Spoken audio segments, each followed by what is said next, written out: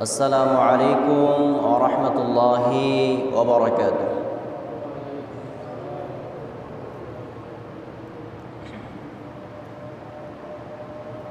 إن الحمد لله نحمده ونستعينه ونستغفره ونعوذ بالله من شرور أنفسنا ومن سيئات أعمالنا من يهد الله فلا مضل له ومن يضلله فلا هادي له وأشهد أن لا إله إلا الله وحده لا شريك له وأشهد أن سيدنا ونبينا وطبيبنا ومولانا محمدا عبده ورسوله أرسله بالحق بشيرا ونذيرا بين يدي الساعة من يطع الله ورسوله فقد رشد ومن يعصهما فقد غوى أما بعد فأعوذ بالله من الشيطان الرجيم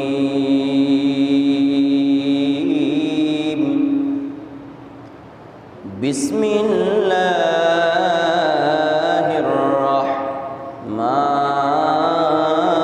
الرحمن الرحيم بسم الله الرحمن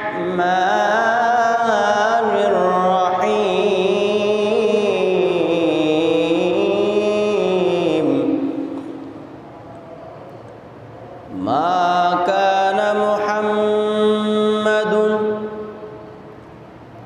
ما كان محمد أبا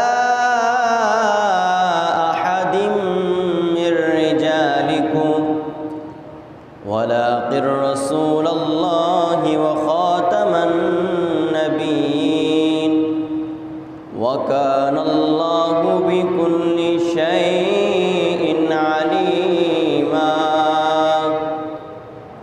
إلى آخر الآية. بسم الله الرحمن الرحيم قال النبي صلى الله عليه وسلم مثلي ومثل الأنبياء كمثل قصر أحسن بنيانه ترك منه موضع لبنه فطاف به الناظر يتعجبون من حسن بنيانه إلا موضع تلك اللبنة فقلت سددت موضع اللبنة ختم بي البنيان وختم بي الرسول متفق عليه إلى آخر الحديث رواه البخاري رواه المسلم সাদাকাল্লাহুল মাওলানাল আযীম ওয়া সাদাকা রাসূলুহুন নাবিয়্যুল হাবিবুল কারীম ওয়া নাহনু আলা যালিকা মিনাশ Shahdeen wash শাকিরিন walhamdulillahi rabbil alamin. Fi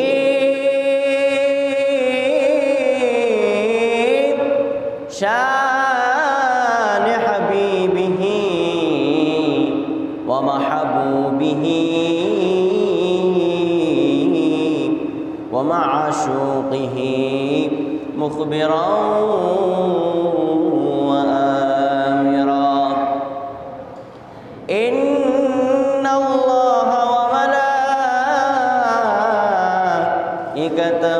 يصلون على النبي يا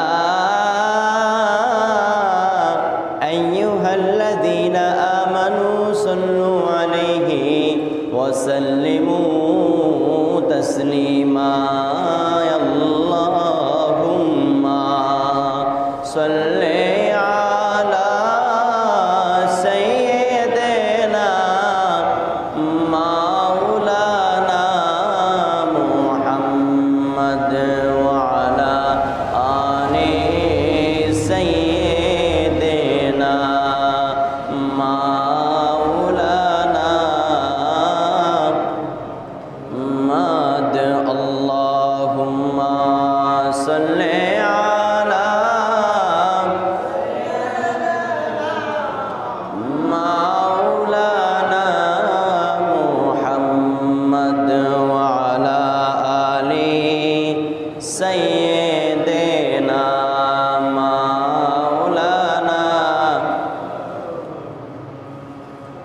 আকাশ খুশি বাতাস খুশি ডেকে বলে আজ আমাদের খুশির দিন এই ধরাতে তাশরীফ আনলেন রহমাতাল লিল আলামিন আল্লাহুম্মা সাল্লি আলা মাওলানা মুহাম্মদ ওয়া আলা আলিহি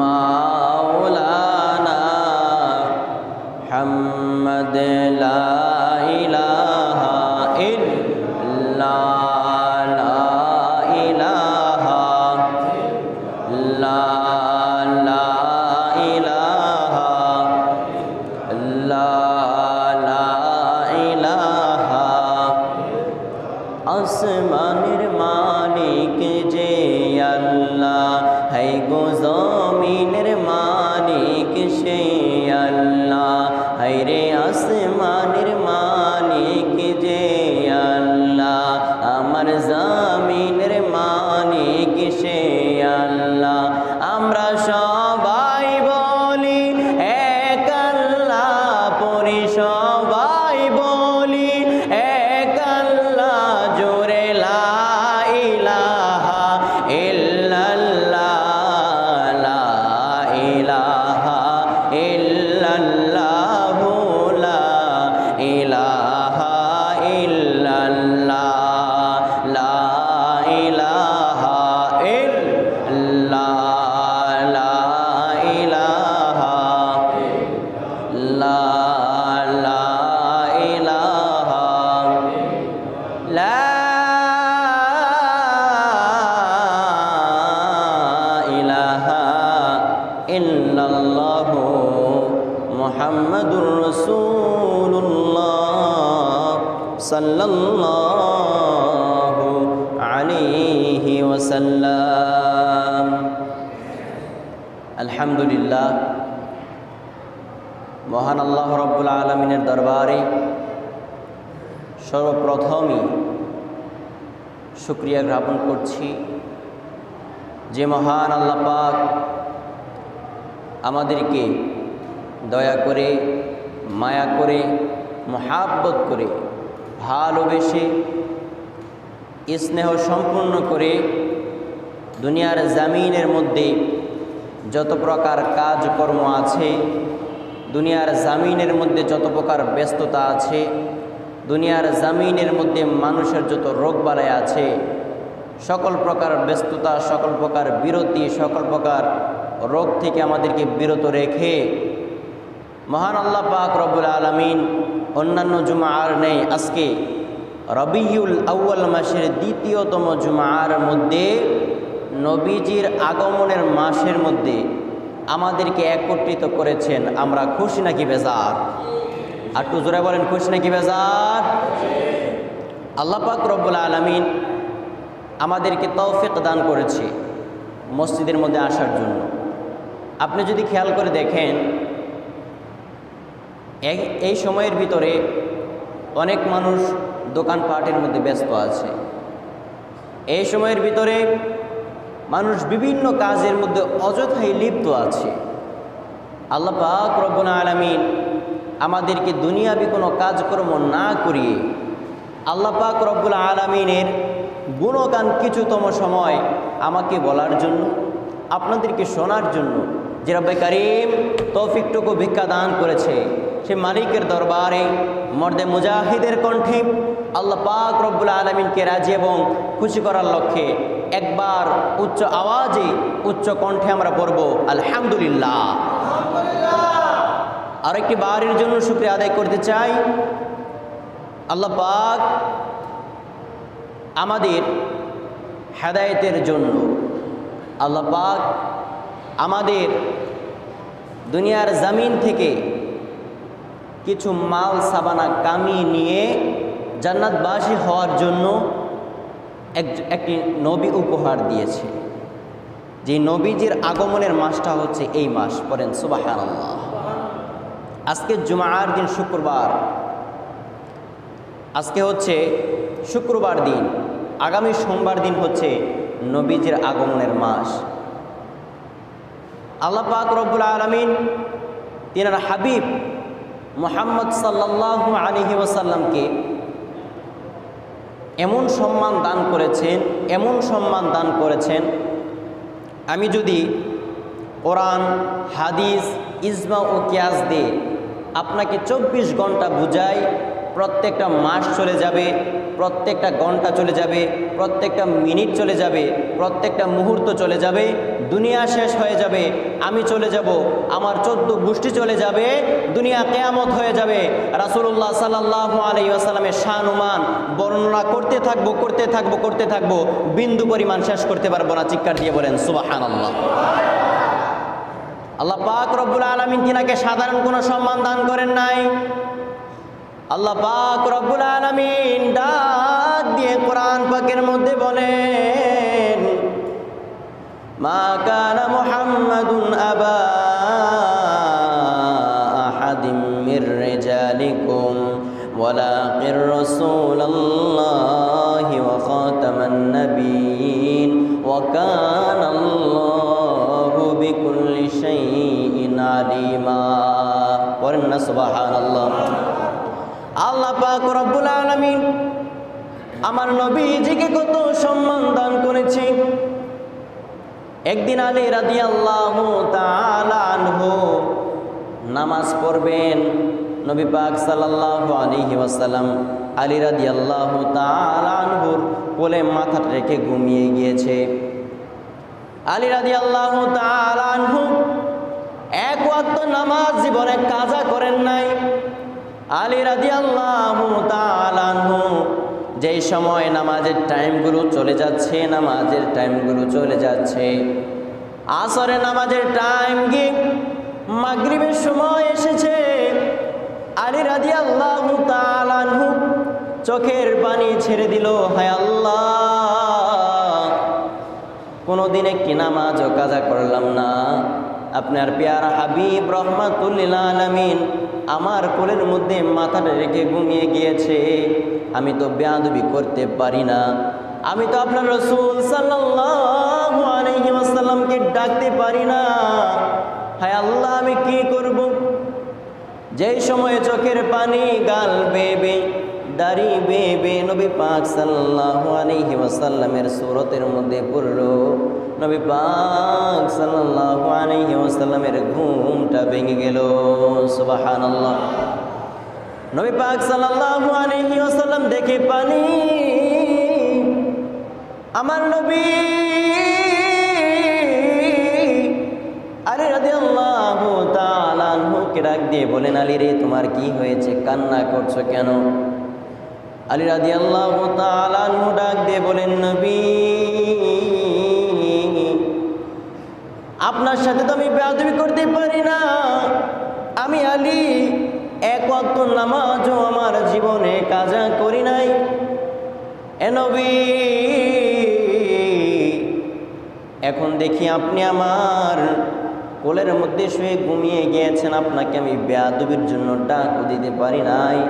আমার নামাজ তো কাজা হয়ে গিয়েছে। ও নবী, আল্লাহর হাবিব, পেয়ারা হাবিব রাহমাতুল লিল আলামিন, আমি কি করব? নবী পাক সাল্লাল্লাহু আলাইহি ওয়াসাল্লাম বলেন, টেনশন করার দরকার নাই। নবী পাক সাল্লাল্লাহু আলাইহি ওয়াসাল্লাম বলেন, চিন্তা করার দরকার নাই। আমি সূর্যকে উদিত করে দিচ্ছি, তোমার যতক্ষণ মন চাই তুমি নামাজ পড়ে নিও, একটা জবানও বন্ধ রাখা যাবে না, উচ্চ আওয়াজে পড়তে হবে সুবহানাল্লাহ। নবী পাক সাল্লাল্লাহু আলাইহি ওয়াসাল্লাম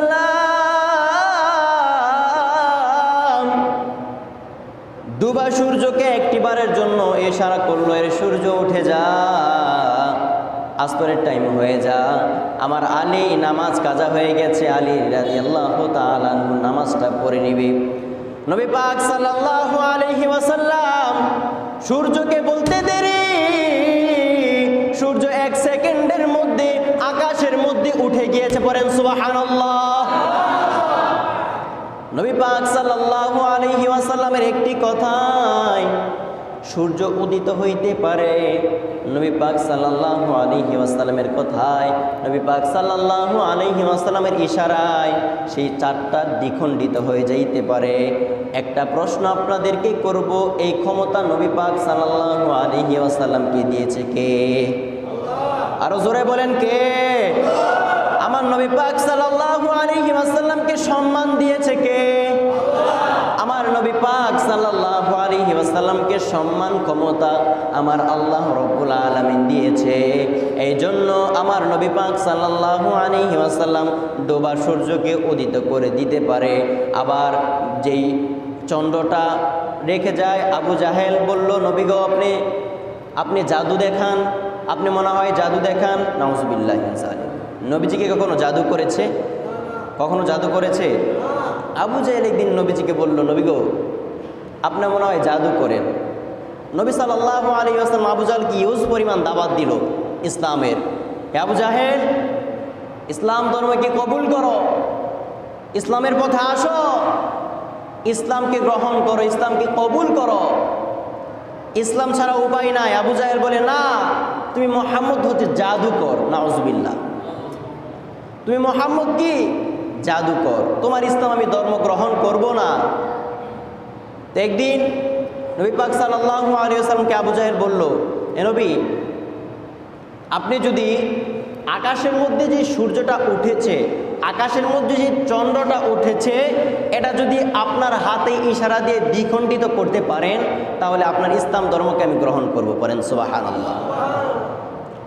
আবু জাহেল কাট্টা কাফের, আরো দুইজন কাফেরকে নিয়ে, আরো দুইজন সৈনিককে নিয়ে নবী পাক সাল্লাল্লাহু আলাইহি ওয়াসাল্লামের সামনে দাঁড়িয়ে বলল, নবী গো, যেই চন্দ্রটা আমি দেখতে পাচ্ছি, এই চন্দ্রটা যদি আপনার হাতের ইশারায় দ্বিখণ্ডিত করতে পারেন, তাহলে আপনার ইসলাম ধর্মকে আমি গ্রহণ করে ফেলবো। পড়েন সুবহানাল্লাহ।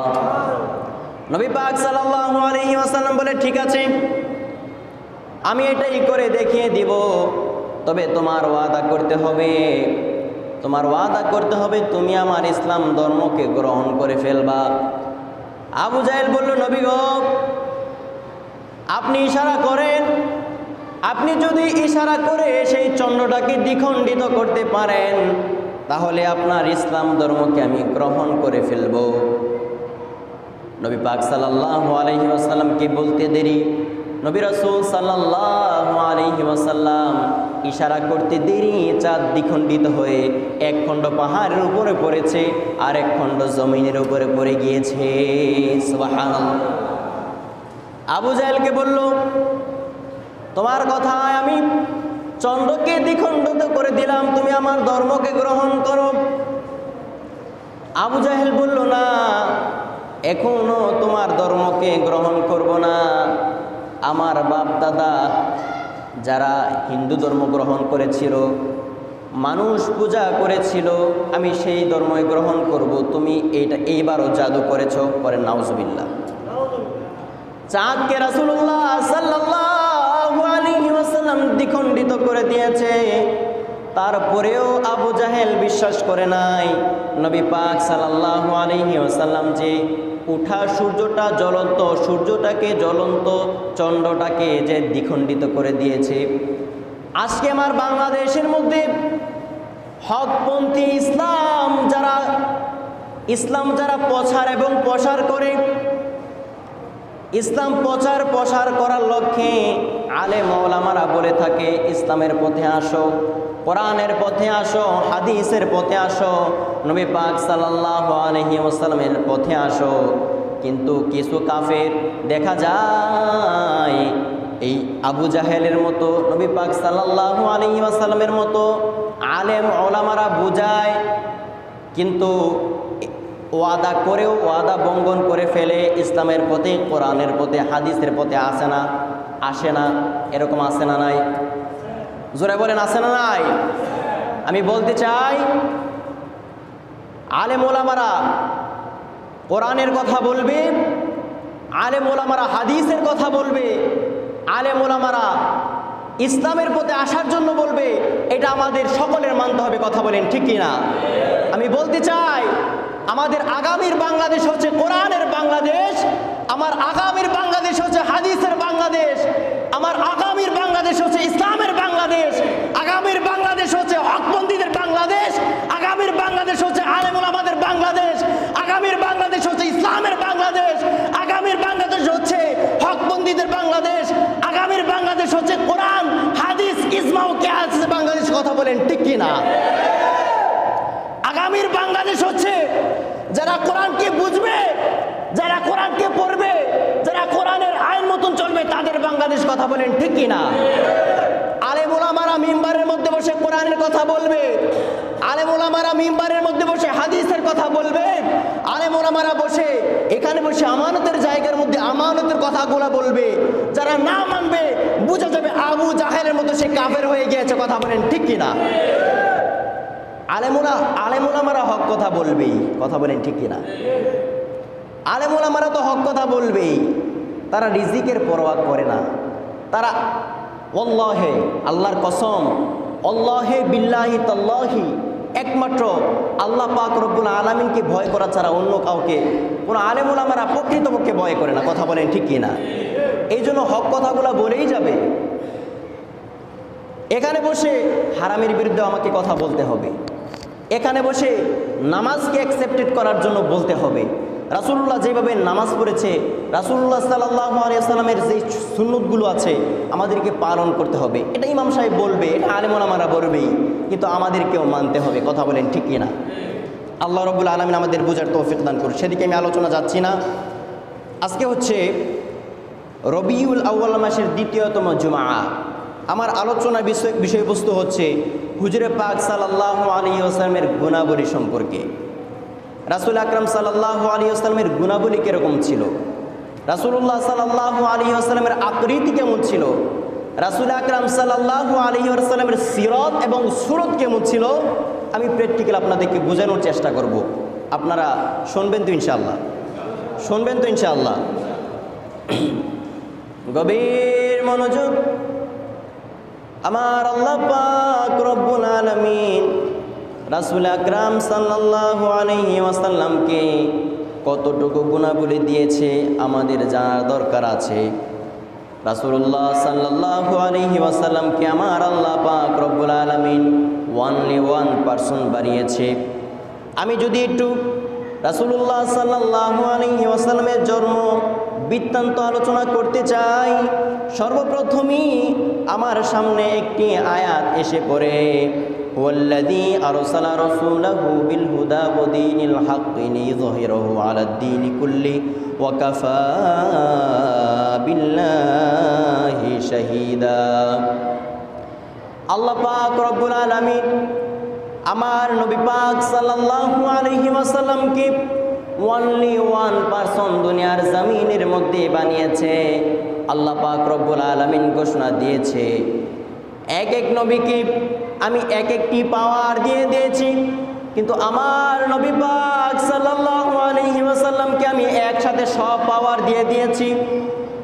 আমার নবী পাক সাল্লাল্লাহু আলাইহি ওয়াসাল্লামকে আমি সর্বপ্রথম যেটা দিয়েছি সেটা হচ্ছে পবিত্র মহাগ্রন্থ আল কোরআন। আমি আমার নবী পাক সাল্লাল্লাহু আলাইহি ওয়াসাল্লামকে দ্বিতীয় যেটা দিয়েছি, আমি আমার নবী পাক সাল্লাল্লাহু আলাইহি ওয়াসাল্লামকে গোটা জাহানের জন্য ওয়ামা আরসালনাকা ইল্লা রাহমাতাল লিল আলামিন হিসাবে দুনিয়ার জমিনের মধ্যে প্রেরণ করেছি। নবী পাক সাল্লাল্লাহু আলাইহি ওয়াসাল্লাম যেই দিন দুনিয়ার জমিনের মধ্যে তাশরিফ আনবেন, নবী পাক সাল্লাল্লাহু আলাইহি ওয়াসাল্লামের আগমনটা হয়েছিল আশ্চর্যজনক। করেন না সুবহানাল্লাহ। নবীজি দুনিয়ার জমিনের মধ্যে যে আগমন করেছে এইটা আশ্চর্যজনক হয়েছে। মা আমিনা রাদিয়াল্লাহু তাআলা আনহা শুয়ে আছে। নবী পাক সাল্লাল্লাহু আলাইহি ওয়াসাল্লাম কিছু সময়ের মধ্যে তাশরিফ আনবেন দুনিয়ার জমিনের মধ্যে। নবী পাক সাল্লাল্লাহু আলাইহি ওয়াসাল্লাম যেই সময় তাশরিফ আনবেন, মা ফাতিমাতুজ জহরা রাদিয়াল্লাহু তাআলা আনহা হাদিসটা বর্ণনা করেছে। নবীজির স্ত্রী এবং মা আমিনা রাদিয়াল্লাহু তাআলা আনহা বলেন, নবী পাক সাল্লাল্লাহু আলাইহি ওয়াসাল্লাম কিভাবে দুনিয়ার জমিনের মধ্যে তাশরিফ এনেছে।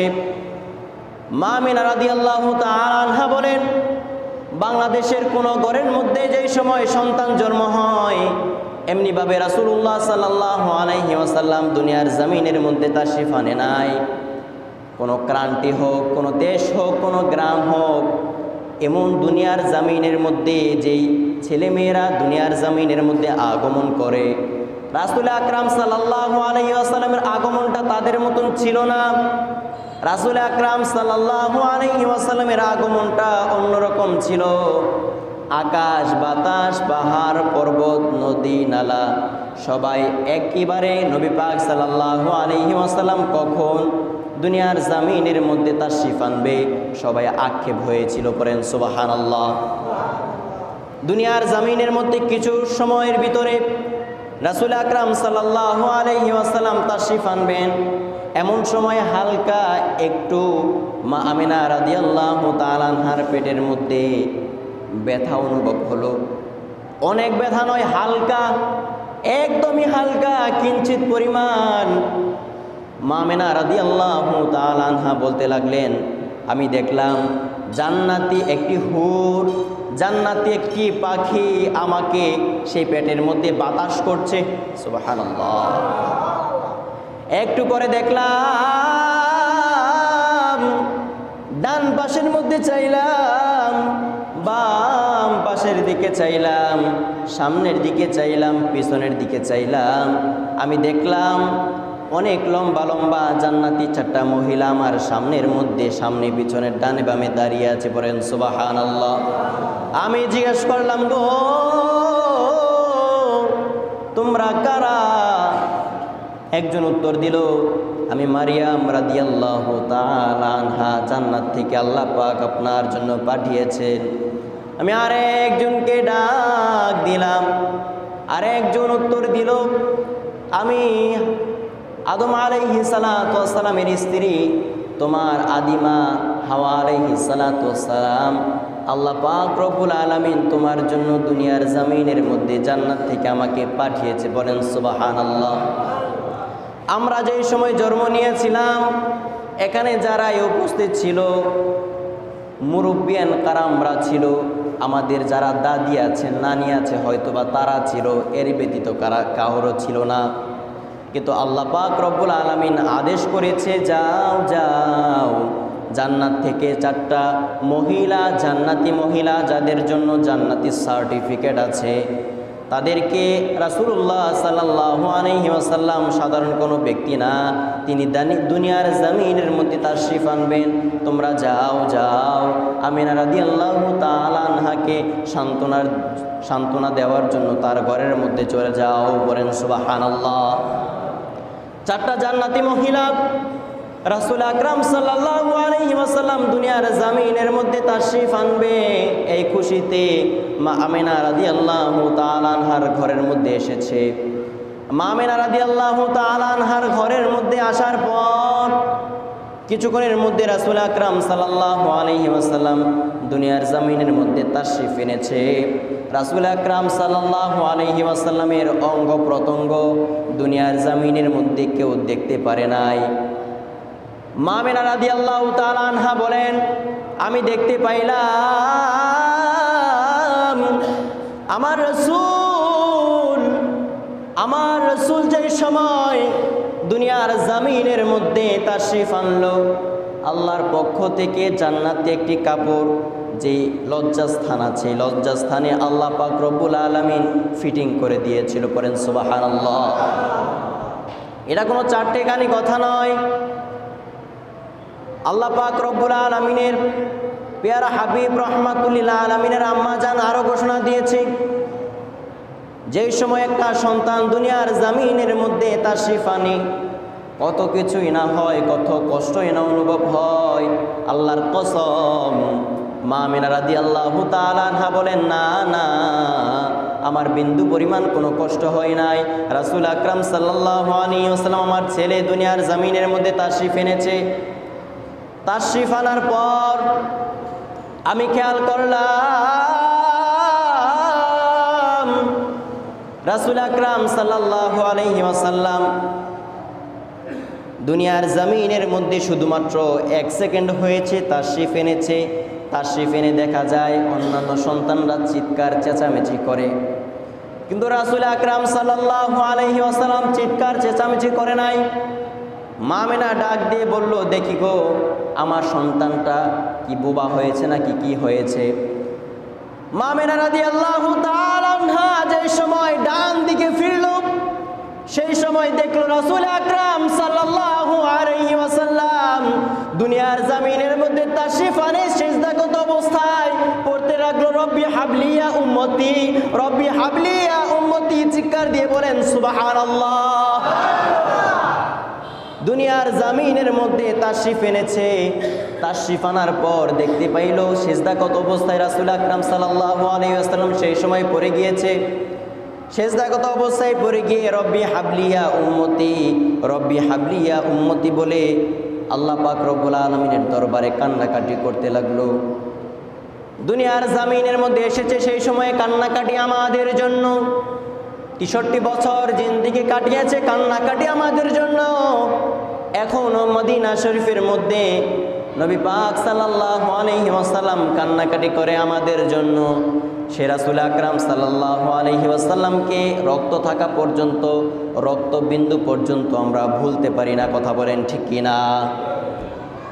রক্ত থাকা পর্যন্ত, শরীরের মধ্যে 1 বিন্দু রক্ত থাকা পর্যন্ত রাসূল আকরাম সাল্লাল্লাহু আলাইহি ওয়াসাল্লামকে ভুলতে পারবো না। রাসূল আকরাম সাল্লাল্লাহু আলাইহি ওয়াসাল্লামের জন্য জীবনটা উৎসর্গ করে দিব। রাসূল আকরাম সাল্লাল্লাহু আলাইহি ওয়াসাল্লামের জন্য জীবনটাকে চাক করে দিব। পারবো তো ইনশাআল্লাহ? রাসূলের জন্য মরতে রাজি তো ইনশাআল্লাহ? যদি ডাক আসে, যদি ডাক দেয় যে রাসূলের জন্য মরতে হবে, আমরা যাবো তো ইনশাআল্লাহ? মাঠে ময়দানে ঝাঁপিয়ে পড়বো তো ইনশাআল্লাহ? আমরা হচ্ছি রাসূলের প্রেমিক। আমরা মুখে মুখে রাসূলকে ভালোবাসি না, আমরা ভালোবাসবো অন্তর থেকে। রাসূলের জন্য যদি মরে যাইতে হয়, রক্ত দিতে হয়, আমরা দিব ইনশাআল্লাহ। কথা বলেন ঠিক কিনা? আচ্ছা, আরেকটি পরামর্শ আপনাদের সাথে করতে চাই, বিশেষ করে যারা যুবক ভাই আছেন এখানে। আগামী সোমবার, আজকে হচ্ছে শুক্রবার, শনি রবি সোমবার, যেই দিনটা হচ্ছে শুভ একটি দিন, নবী পাক সাল্লাল্লাহু আলাইহি ওয়াসাল্লামের আগমনের দিন, 16 তারিখ। তো অন্যান্য সময় আমাদের এই মসজিদের মধ্যে অনুষ্ঠান হয়েছে কি হয় না সেটা আমি জানি না, বা তাবারকের ব্যবস্থা হয়েছে কি হয় নাই জানি না। আমি মুরব্বিয়ান কারামদের সাথে আলোচনা করেছিলাম এই বিষয়টি নিয়ে, তো বলেছিল যে এটা যুবকদের কাছে জানাইলে খুবই ভালো হয়। তো যুবক ভাই যারা আছে, যে হাসনাত ভাই এখানে দেখতে পাচ্ছি, তারপরে এখানে যারা যুবক ভাই আছেন, সামন ভাই আছেন, আয়নাল চাচা আছে, তো তাদের কাছে একটা দায়িত্ব দিতে চাই, বা আপনারাই একটা জিনিস করবেন যে আমরা যেন একটা অনুষ্ঠান করতে পারি ঈদে মিলাদুন্নবী সাল্লাল্লাহু আলাইহি ওয়াসাল্লাম সম্পর্কে। ঈদ হচ্ছে আনন্দ, ঈদের আবিধানিক বাংলা অর্থ হচ্ছে আনন্দ। মিলাদ হচ্ছে নবীজির জন্ম, নবীজির জন্ম। ঈদ হচ্ছে আমরা ঈদ বলি, এটা বলতে পারি আজকেও তো একটা ঈদের দিন, কথা বলেন ঠিক কিনা? আজকে একটা জুমার দিন ও গরিবের ঈদের দিন, এটা মনে হয় হাদিসের ভাষ্য। তো এটা অনেকেই বুঝে না, বা আমাদেরকে সমন্বয়ভাবে ওই আদবের সহিত বুঝাইতে হবে, তাহলে বুঝবে না কেন? বা ভালো করে বুঝাইতে হবে, রাগ না হয়ে ভালো করে বুঝাইলে বুঝবে। আমার মুসল্লিরা ভালো আছে ইনশাআল্লাহ, আমি জানি, আমি বিশ্বাস করি যে আমার মুসল্লিরা, প্রত্যেকটা মুসল্লি আমার কথা মানবে, বুঝবে, যদি আমি বুঝাইতে পারি। আমি যদি ঠিকঠাক মতন বুঝাইতেই না পারি, আমার এখানে উঠাই তো কোনো লাভ নাই, কথা বলেন ঠিক কিনা? তো ঈদ হচ্ছে আনন্দ। আজকে আমাদের আনন্দের দিন, কারণ আজকে আমরা গুনাহ মাফ করতে পারবো। মিলাদ হচ্ছে নবীজির জন্ম বৃত্তান্ত আলোচনা করা, নবীজি কিভাবে জন্ম হয়েছে, কিংবা সেই বিষয়, আমাদের জন্য ফজিলত কি রয়েছে, আমরা নামাজ পড়বো, রোজা রাখবো, আমাদের চাওয়াজ্য কি। ঈদে মিলাদুন্নবী সাল্লাল্লাহু আলাইহি ওয়াসাল্লাম, এটার সম্পর্কে আমরা একটু আলোচনা করব, একটু মিলাদ করবো, দোয়া করব। নবী পাক সাল্লাল্লাহু আলাইহি ওয়াসাল্লাম যে এসেছে দুনিয়ার জমিনের মধ্যে, আমরা যে দুনিয়া পেয়েছি আলহামদুলিল্লাহ, এ শুকরিয়া স্বরূপ। সে উদ্দেশ্যে আপনারা একটা আয়োজন করবেন, আমি আশাবাদী। সেই আশা রেখে আমি আলোচনা শেষ করছি। এটার যে বেনিফিট আছে, যুবক ভাইরা ইনশাল্লাহ আছে, যেহেতু তারাই ব্যবস্থা করবে, আমি যুবক ভাইদেরকে জানানোর কথা ছিল, আমি জানিয়ে দিলাম ইনশাআল্লাহ। ওয়া আখিরু দাওয়ানা আলহামদুলিল্লাহি রাব্বিল আলামিন। যারা সুন্নাত আদায় করেন 4 রাকাত কাবলা জুমা পড়ে নেন।